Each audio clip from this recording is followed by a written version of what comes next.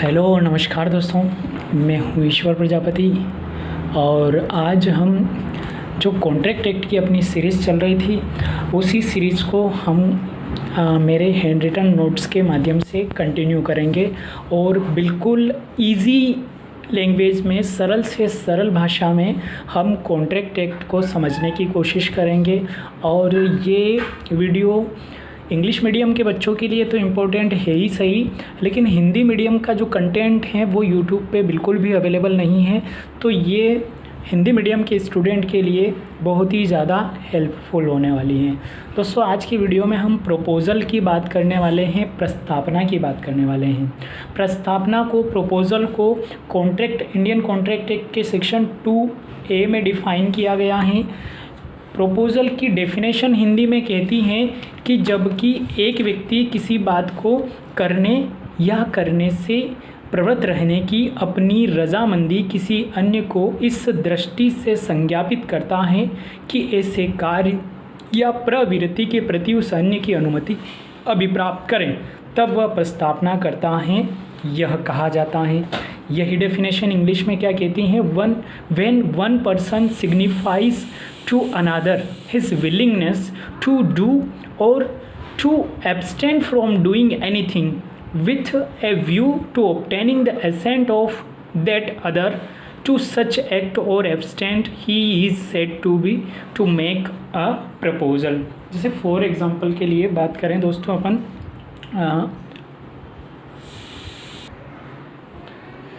तो प्रपोज़ल को इलस्ट्रेशन से समझते हैं। जैसे ए है ना, प्रत्येक व्यक्ति सुबह से शाम तक कई प्रकार के प्रोमिस, वचन, ऑफ़र जो हैं अन्य व्यक्तियों को देते रहते हैं, है ना। लेकिन जो कॉन्ट्रैक्ट एक्ट हैं उसका सेक्शन 2A है, वो प्रपोज़ल या ऑफ़र को डिफ़ाइन करता है कि वास्तव में ऑफ़र कहते किसे हैं, प्रपोज़ल किसे कहते हैं। तो डेफिनेशन कह रही है कि जब एक व्यक्ति किसी अन्य व्यक्ति को कोई कार्य करने या करने से प्रवृत्त रहने, रिस्ट्रेन करने की अपनी रजामंदी सिग्निफाई किसी और व्यक्ति को संज्ञापित करता है, तो उसे प्रपोज़ल कहा जाता है। तो इसमें दो शब्द आए हैं, एक तो किसी कार्य को करने या करने से प्रवृत्त रहने की रजामंदी, ठीक है। जैसे फॉर एग्जांपल के लिए ए ने ऑफ़र दिया है बी को, ए अपना जो मोबाइल फ़ोन है वो बी को बेचना चाहता है 5,000 रुपये में, ठीक है। ये ऑफ़र ए ने बी को दिया है और ए चाहता है कि बी इस ऑफ़र पर अपनी रजामंदी ए को दे।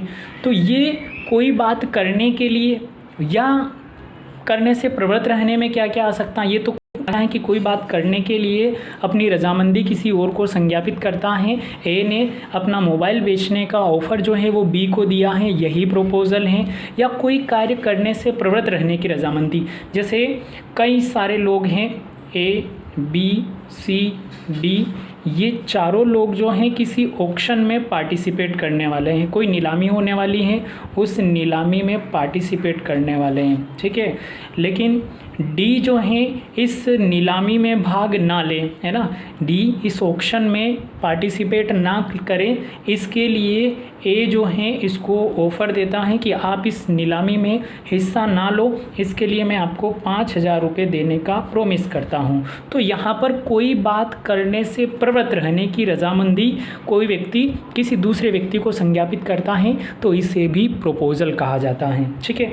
तो जबकि एक व्यक्ति किसी अन्य व्यक्ति को कोई बात करने या करने से प्रवृत्त रहने की अपनी रजामंदी किसी और को संज्ञापित करता है, उसके संज्ञान में लाता है, तो इसको प्रपोज़ल कहा जाता है। अब सवाल उठता है कि प्रपोज़ल कितने प्रकार का होता है, काइंड्स ऑफ प्रपोज़ल। तो प्रपोज़ल जनरली दो प्रकार का होता है, एक होता है जनरल या पब्लिक प्रपोज़ल या लोक प्रस्तावना, और दूसरा होता है प्राइवेट प्रपोज़ल या आपकी निजी प्रस्तावना, ठीक है। जब भी ये प्रपोज़ल आपने किसी व्यक्ति विशेष को दिया है, ये प्रपोज़ल किसी ए ने प्रपोज़ल बी को दिया है, तो इस प्रपोज़ल को केवल बी ही एक्सेप्ट कर सकता है। तो ये निजी प्रपोज़ल हैं, प्राइवेट प्रपोज़ल हैं। जहाँ पर आपने ऑफ़र केवल व्यक्ति विशेष को दिया है, इस बात को करने का, इस मोबाइल को ख़रीदने का जो ये ऑफ़र है ये केवल बी ही एक्सेप्ट कर सकता है, क्योंकि आपने ऑफ़र केवल बी को दिया है। तो ये आपका प्राइवेट प्रपोज़ल है। लेकिन यही आपने जो है मान लो ये ऑफ़र OLX पे डाल दिया है। कहाँ डाल दिया है? OLX पे डाल दिया है। और OLX पे डाला है तो आपने ये पब्लिक प्रपोज़ल दे दिया है, ठीक है। तो OLX पे जो कोई भी व्यक्ति इस मोबाइल को ख़रीदना चाहता है वो इसको ख़रीद सकता है। तो जहाँ पर प्राइवेट प्रपोज़ल में जिस व्यक्ति को आपने ऑफ़र दिया है केवल वही उस प्रपोज़ल को एक्सेप्ट कर सकता है, ऐसे प्रपोज़ल को प्राइवेट प्रपोज़ल कहा जाता है। और जहाँ पर आपका ऑफ़र इन जनरल में से, पब्लिक में से कोई भी एक्सेप्ट कर सकता है तो उसे आपका पब्लिक प्रपोज़ल कहा जाता है, ठीक है। अब ये पब्लिक प्रपोज़ल भी दो प्रकार का होता है, एक होता है कंटिन्यूइंग प्रपोज़ल और एक होता है नॉन कंटिन्यूइंग प्रपोज़ल। सतत प्रस्तावना और एक होती है असतत प्रस्तावना। कंटिन्यूइंग प्रपोज़ल किसे कहते हैं और नॉन कंटिन्यूइंग प्रपोज़ल किसे कहते हैं? तो ये पब्लिक प्रपोज़ल में कंटिन्यूइंग प्रपोज़ल सबसे पहले निकल कर आता है कार्लिल वर्सेस कार्बोलिक स्मोक बोल के केस में। कौन सा केस है दोस्तों? कार्लिल वर्सेस कार्बोलिक स्मोक बोल केस। इस कार्लिल वर्सेस कार्बोलिक स्मोक बोल के केस में क्या हुआ, इस कार्बोलिक स्मोक बोल कंपनी ने इन्फ्लुएंजा की एक मेडिसिन बनाई, ठीक है। और उसने दावा किया कि जो कोई भी व्यक्ति अगर इन्फ्लुएंजा की डिसीज़ से ग्रसित हैं और वो